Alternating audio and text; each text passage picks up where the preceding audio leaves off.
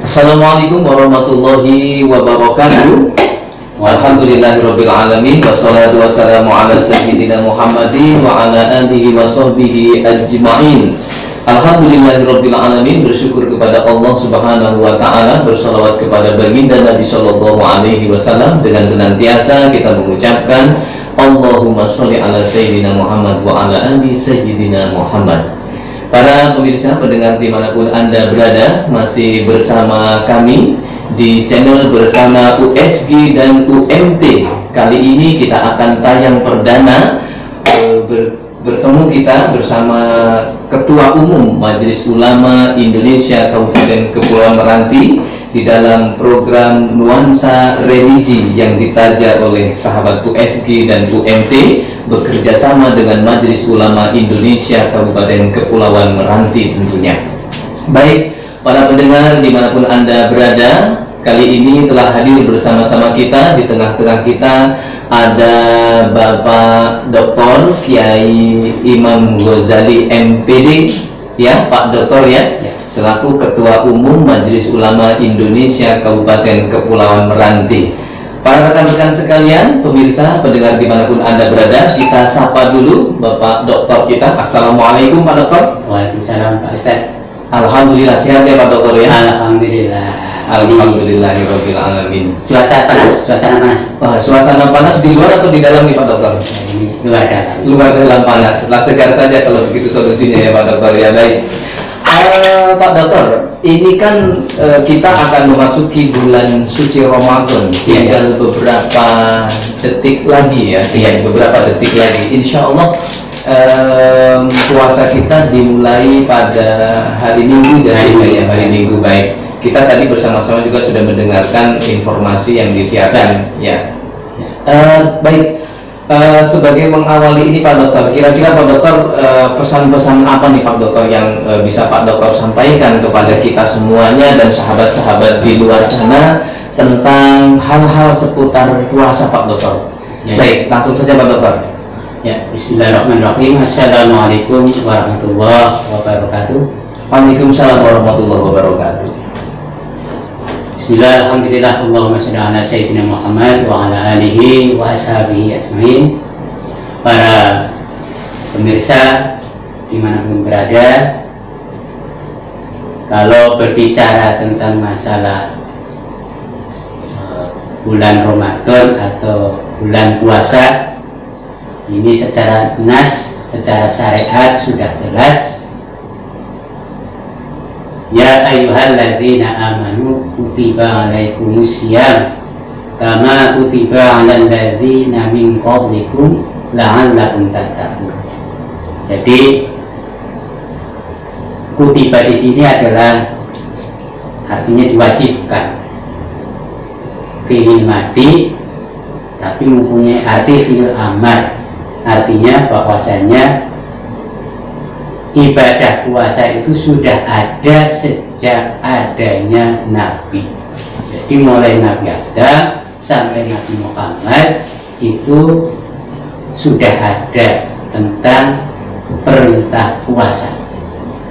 Tentu saja cara beribadahnya berbeda-beda karena berbeda syariat atau fikihnya. Tapi usulnya dalam hal, maksudnya adalah dalam hal tauhid itu sama. Karena ini adalah bagian dari ibadah puasa yang diwajibkan. Artinya kalau diwajibkan berarti setiap muslim wajib melaksanakan ibadah puasa. Tentu saja ada beberapa hal yang tidak wajib, seperti umpamanya dia lagi sakit, ini juga tidak wajib, atau dia dalam perjalanan, jadi rukhsah, artinya pada bulan Ramadan dia karena ada halangan yang memang tidak bisa dihindari, maka dia boleh tidak puasa, tetapi tidak menghilangkan hukum wajibnya puasa. Artinya nanti setelah di luar bulan Ramadan maka wajib membayar membayar artinya wajib mengkodok puasanya lagi. Nah, seperti itu. Jadi lalu bagaimana puasanya umat Islam yang kadang sekarang ini yang ramai di medsos itu kira-kira hari apa? Nah, ini kan yang ramai sekarang ya, di medsos ini kan di mana-mana nih orang bertanya itu kapan puasanya, saya begitu. Kadang saya juga bingung juga karena yang tanya kadang-kadang mereka ya tidak tahu, kadang tahu, ya tahu jawabannya, tapi karena ada unsur, ada kepentingan tertentu, kadang-kadang dibuat, ya ada kepentingan tertentu dibuat seolah-olah pemerintah tidak jelas. Iya. Bagi kaum intelektual itu, bagi kaum ilmuwan itu tidak ada masalah. Padahal kita tinggal menunggu saja. Tinggal menunggu sebenarnya. Nah, ini kan anggaplah kalau dalam menentukan bulan awal bulan Ramadan ini kan ada istilah ru'yatul hilal, ada hisab. Ru'yatul hilal ini kan tentu saja ini metode yang paling tua, yang dilakukan mulai zaman Nabi. Jadi kata baginda Rasul, ya sungguh berhati-hati. Kalau puasa, ya syaratnya sudah melihat bulan. Kalau bulan belum kelihatan, ya belum puasa. Nah, itu dasarnya ya, kalau ditanya soheh Bukhari Muslim. Nah, jadi Nabi Muhammad dulu gitu. Juga wa'aktiru, kalau mau apa itu lebaran ya liruyati. Menengok, ya, artinya kalau sekarang ada isbat, ya, ada sidang isbat itu menentukan awal Ramadan, awal Syawal. Lah kemudian apakah hisab itu sudah ada pada zaman Nabi? Ya belum ada, karena pada waktu itu belum ada peralatan yang begitu canggih. Nah, mungkin pertanyaannya apakah hisab itu sesuai dengan ya tuntunan agama kita? Nah, ini kadang-kadang ini kan ya orang yang terlalu tekstualis, iya, timbul polemik di masyarakat ya Pak Guru. Iya, jadi orang-orang tekstualis itu pokoknya kalau tidak ada pada zaman Nabi ya udah bid'ah. Iya. Padahal ini berkaitan dengan masalah kajian hukum tentang metode penentuan. Jadi ini bagian dari ijtihad. Apakah ini boleh atau tidak? Ya boleh. Kenapa? Karena ya dasarnya Al-Quran dan Hadis tentang peredaran matahari dan sebagainya itu menggunakan dasar itu, dihitung dengan ilmu pengetahuan dan ketemu jawabannya tanggal sekian, maka itu sah, benar, bukan bid'ah, bukan. Iya. Kalau toh itu bid'ah umpamanya, ya bid'ah hasanah. Nah, orang sekarang bid'ah hasanah itu kan beratnya minta ampun. Ya artinya saya secara pribadi itu kan apakah mau mengikuti yang liru'yatil hilal, mau dengan apa itu melihat rembulan, atau dengan hisab? Bagi saya pribadi tidak apa-apa. Kenapa? Karena itu adalah kajian ilmiah. Kajian ilmiah itu udah mengatakan kalau benar dapat 2 pahala, kalau toh salah itu dapat 1 pahala. Iya. Kenapa 1 pahala? Pahala ijtihad. Jadi orang muslim itu kalau dari hadis ini sebenarnya orang muslim itu harus kajian akademisnya itu harus. Oke, baik Dokter, terima kasih. Ini penjelasan yang singkat tapi padat dengan makna. Ya. Baik Pak Dokter, ini kan berkenaan tentang puasa, tentunya banyak sekali nih Pak Dokter pertanyaan-pertanyaan, apalagi di zaman sekarang dan kondisi saat ini Pak Dokter. Contoh saat ini kan sedang booming nih Pak Dokter, program pemerintah untuk vaksinasi pencegahan virus yang varian baru ini Pak Dokter. Terus lantas gimana Pak Dokter hukum vaksin di bulan puasa dalam keadaan berpuasa itu bagaimana Pak Dokter? Tapi sebelum Pak Dokter jawab, kita jeda sesaat sambil menunggu dan kita menyaksikan yang berikut ini.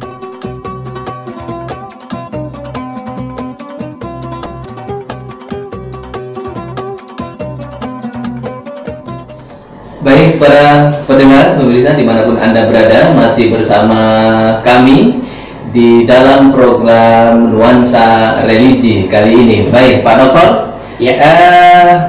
Ini Pak Dokter, ada satu pertanyaan Pak Dokter yang tadi sudah juga terungkap, dan ini menjadi pertanyaan publik nih sebenarnya Pak Dokter, apalagi di bulan puasa nih Pak Dokter. Hukum vaksin di bulan puasa Pak Dokter, ini gimana dalam pandangan syariat Islam Pak Dokter? Ya, sebelum menjawab pada hukum dari vaksin atau pelaksanaan vaksin di bulan Ramadan ini, sebenarnya ya secara umum dari maqasid syariah, tujuan dari syariah itu antara lain adalah hifdzul mal, itu menjaga harta. Ya, kalau harta kita sebagai warga negara ini kan harta yang terbesar, ya, yaitu negara ini. Artinya negara itu ada rakyat, ada yang mengatur rakyat. Kalau di Indonesia itu ada presiden, gubernur, bupati, sampai kepala desa.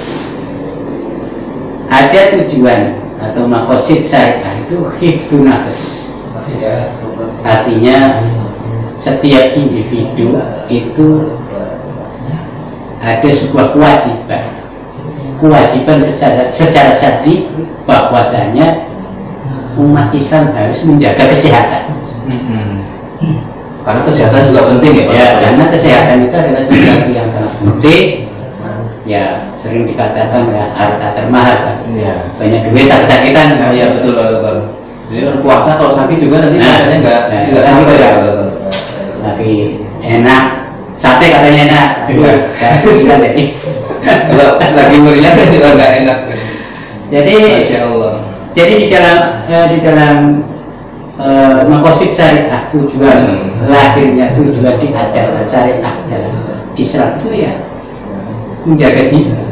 Artinya menjaga kesehatan itu adalah sebuah kewajiban. Nah, pertanyaannya itu adalah vaksin itu mematikan atau menghidupkan? Bahasanya itu menjaga kesehatan. Iya, tentunya kan menjaga kesehatan. Tentu saja menjaga kesehatan. Dan vaksin itu kan bukan baru sekarang. Iya. Vaksin itu sudah ada ketika saya masih kecil. Itu ya ada vaksin waktu masih SD. Karena takut itu mencolot, mencelat itu. Dari pagar itu. Dengar aja mau ada disuntik udah lari. Udah ada lari. Dan sekarang kalau dulu yang lari anak kecil, kalau sekarang dua. Jadi memang agak beda ya. Ya, kalau dulu anak kecil sekarang. Nah, ya sebenarnya itu jadi secara umum seperti itu maqasid syariah. Asal hukum syariah tujuannya seperti itu, antara lain menjaga jiwa. Nah, karena harta kita adalah negara dan negara punya tanggung jawab. Negara punya tanggung jawab bagaimana rakyat saya ini terhindar dari COVID. Kalau nanti ada konspirasi, ada pendapat berbeda-beda macam-macam itu pendapat. Saya dalam koridor itu pakai atimullah wa atimur rasul wa ulil amri minkum. Saya pakai dasar-dasar sederhana. Iya. Artinya kalau menurut kita ini ya itu bahwasanya mempunyai negara itu merupakan sebuah kewajiban. Bahkan itu kalau tidak ada negara satu hari pun itu adalah sebuah kepahlawanan. Jadi sampai sangat ekstrim, kalau menurut saya sangat ekstrim. Pemerintah yang dolim sekali, umpamanya Firman atau apa pada zaman Nabi Musa. Itu tetap dalam pengertian begini, tetap negara itu perlu ada. Kalau kritik itu memang kewajiban negara. Kenapa harus ada? Seandainya negara itu tidak ada, alangkah menakutkannya. Pendidikan siapa yang ngatur kacau, ekonomi siapa yang ngatur kacau, itu gambaran aja. Bahkan kita mau pergi ke umpamanya ke pulau satu pulau yang lain, ke negara satu negara lain pakai pesawat terbang, terus tidak ada yang ngatur. Lalu bagaimana kondisi? Gambaran seperti itu udah bisa dibayangkan betapa pentingnya kehadiran kasar, termasuk dalam vaksin. Lalu kita masuk ke dalam hukumnya, hukum vaksin. Ya, Pak Dokter. Sebelum kita masuk kepada hukum vaksin, Pak Dokter ya. Ini tentu ya para hadirin di mana pun Anda berada yang mendengarkan di luar sana, tentu sebelum kita masuk kepada hukum ini menarik sekali untuk sama-sama kita mendengarkan. Tadi Pak Dokter sudah menjelaskan tentang makosidnya. Tentu ini banyak hal-hal yang akan perlu kita gali dan kaji kembali tentang keberadaan vaksin di daerah kita ini. Baik, Pak Dokter, sebelum kepada hukumnya Pak Dokter, kita ngopi dulu Pak Dokter. Sambil ini sebenarnya program ini adalah nuansa religi bergandengan dengan program ngopi Pak Dokter. Ya. Jadi ngopi ngopinya ya, ngobrol perkara ilmu. Ya, Singkatan ya. Ya, singkatan ngopi ini ngobrol perkara. Olah pikir. Iya, pola pikir juga bisa Pak Dokter ya. Kita seruput dulu kopinya.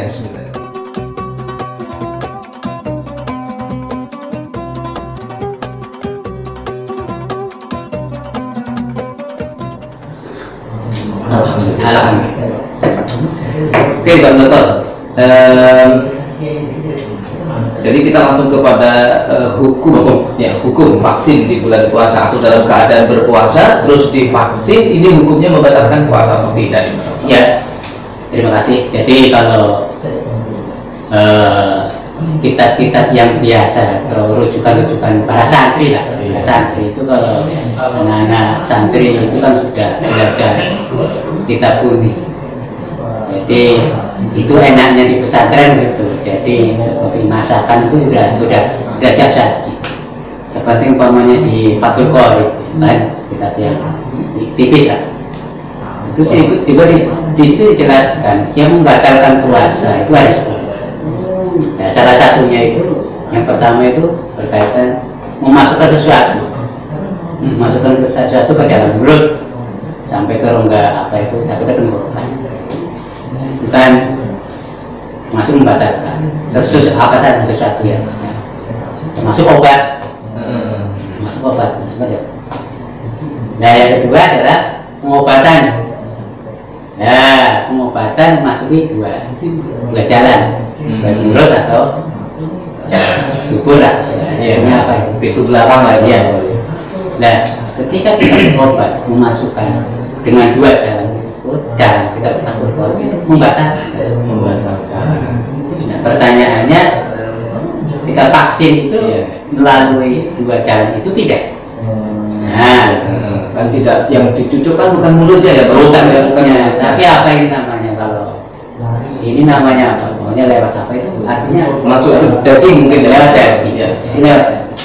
Nah, itu daging. Jadi tadi ngomong daging, sebagaimana di dalam kitab Raudatul Thalibin ada dasarnya oleh Syekh Nawawi, pengobatan yang melalui daging.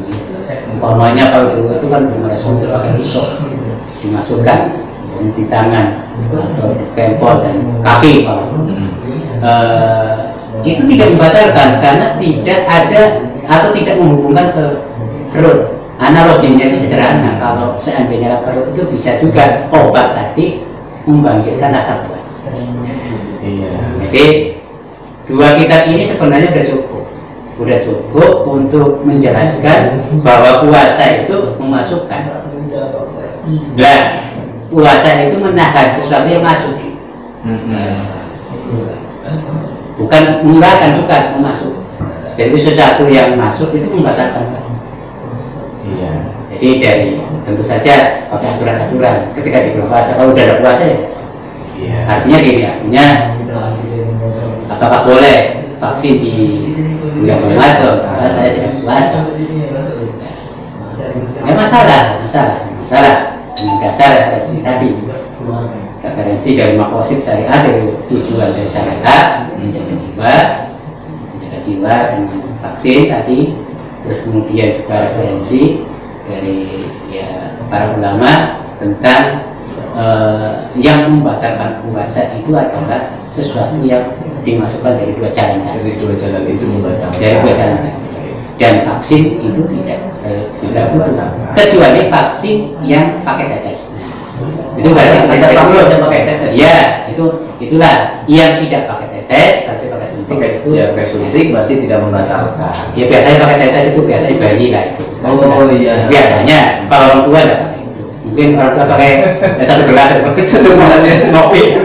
Baik nih para pendengar di mana Anda berada, sahabat USG dan UMT, kita sudah bersama-sama mendengarkan bahwa ada dua pondasi atau dua landasan terkait tentang hukum vaksin di bulan puasa. Ini hukumnya adalah tidak membatalkan puasa. Berarti di bulan puasa nanti ketika ada program vaksinasi untuk kita di masyarakat awam, maka silakan kita semua boleh mengikuti program vaksinasi untuk membentengi diri kita, mencegah daripada penyebaran COVID ataupun virus dalam varian baru yang saat ini menyebar belum selesai sampai kapan pun kita belum tahu.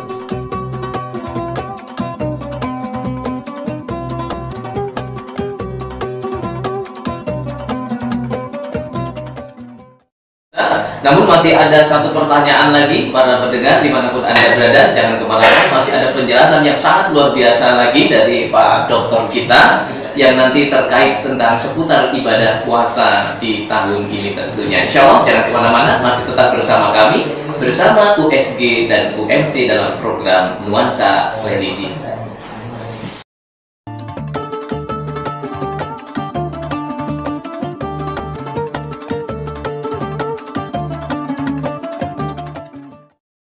Baik para hadirin, pemirsa, dan para pendengar dimanapun Anda berada, masih tetap bersama kami di program Nuansa Religi bersama USG dan UMT. Kita masih bersama Pak Dr. Imam Ghazali, Ketua Majelis Ulama Indonesia Kabupaten Kepulauan Meranti. Tadi sudah menerangkan kepada kita semuanya bahwa tentang hukum vaksin di bulan puasa dengan keterangan-keterangan yang sangat luar biasa, luasnya ilmu pengetahuan yang diberikan kepada kita.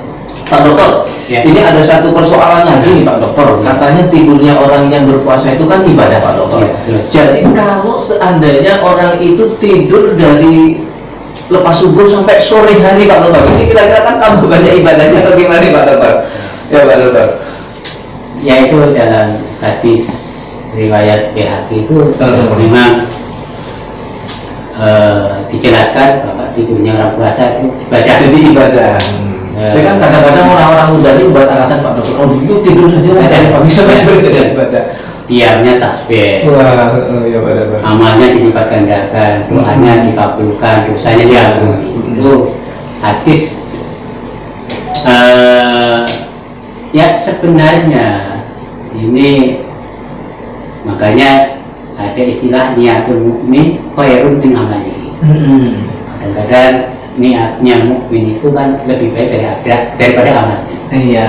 Artinya yaitu niatnya untuk apa itu sebenarnya? Kayak artinya apa yang saya katakan tadi itu segala perbuatan itu ujung-ujungnya pada niat. Oh ya, kembali kepada niat. Artinya dia hadis ini jangan diartikan begitu saja. Iya.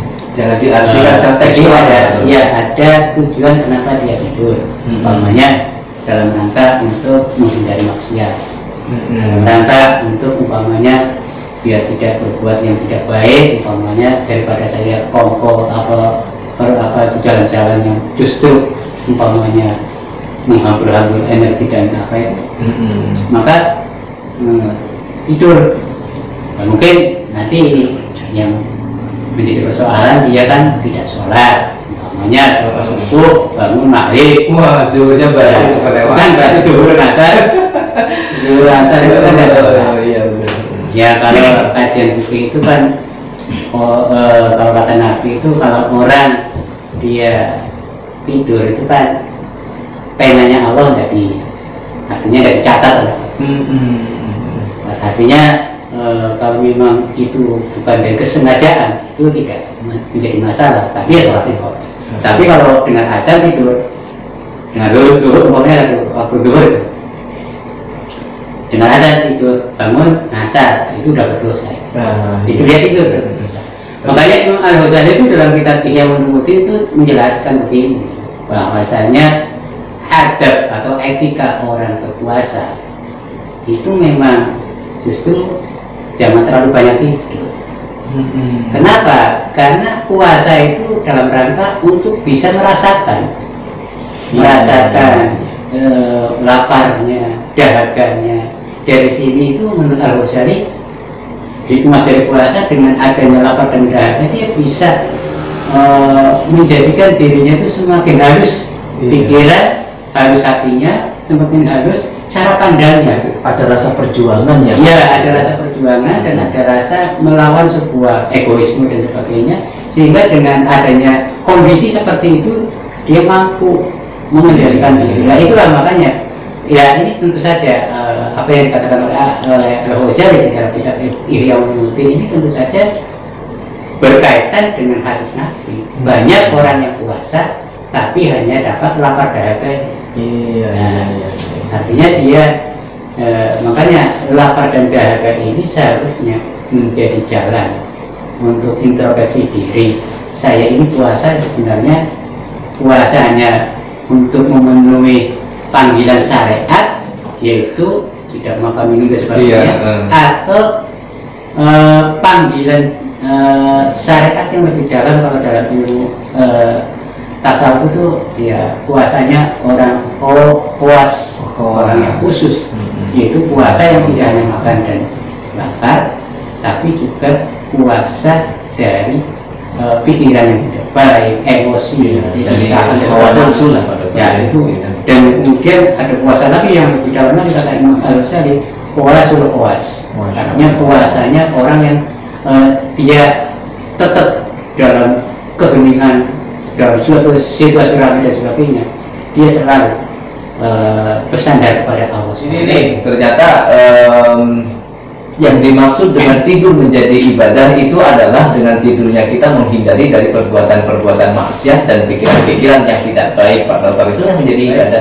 Terima kasih sebenarnya ya para pendengar dimanapun Anda berada. Sebenarnya kalau mau kita kaji kembali ini sangat luas sekali, dan saya pikir ini kita tidak cukup pertemuan hanya sekali pertemuan nih Pak Dokter. Jadi insya Allah nanti di lain waktu kita bisa ngobrol-ngobrol tentang ilmu, yaitu disingkat dengan ngopi. Kita bisa ngopi bareng, ngobrol perkara ilmu bareng sama Pak Dokter ini ya. Para pendengar dimanapun Anda berada, ini sangat luar biasa. Insya Allah kita akan bertemu kembali di waktu dan kesempatan yang berbeda. Namun sebelum berakhirnya pertemuan saya dengan Pak Dokter selaku Ketua MUI Kabupaten Kepulauan Meranti ini, Pak Dokter, sebelum berpisah ini kira-kira ada sebuah kesimpulan lah Pak Dokter, atau kalimat-kalimat yang itu kalimat singkat yang bisa membangkitkan sebuah semangat untuk berpacu dalam ibadah di bulan suci Ramadan ini Pak Dokter. Singkat saja Pak Dokter. Ya, sebenarnya puasa itu tujuannya apa sebenarnya? Iya. Maka kalau menurut hemat saya, puasa itu sebenarnya kan mengeluarkan kotoran-kotoran secara dohir, kotoran dohir dan batin. Kita keluarkan kotoran dohir dan batin, kemudian kita mengisi dohir dan batin dengan nilai-nilai ilahiyah, nilai-nilai positif, nilai-nilai kebaikan, sehingga puasa kita ini bisa menjadi inspirasi. Ya, inspirasi bagi diri kita, keluarga dan masyarakat, yang mampu melahirkan sebuah nilai-nilai peradaban baru, peradaban Islami. Ternyata Islam itu bisa bangkit dari cara pandang yang bersih, cara pikir yang bersih, cara jiwa yang bersih, dan ini adalah menurut saya adalah melalui puasa yang benar. Puasa yang benar adalah puasa yang mampu melahirkan peradaban. Masya Allah, puasa yang benar adalah puasa yang mampu melahirkan peradaban. Terima kasih Pak Dokter. Baik para pendengar dimanapun Anda berada, insya Allah di lain waktu dan kesempatan kita akan bertemu kembali bersama USG dan UMT dalam program Nuansa Religi. Sampai ketemu di waktu dan kesempatan yang berbeda. Terima kasih Pak Dokter. Mari bersama-sama kita sapa para pemirsa di sana dengan ucapan terima kasih semuanya. Wallahul muwaffiq ila aqwamit thoriq. Wassalamualaikum warahmatullahi wabarakatuh.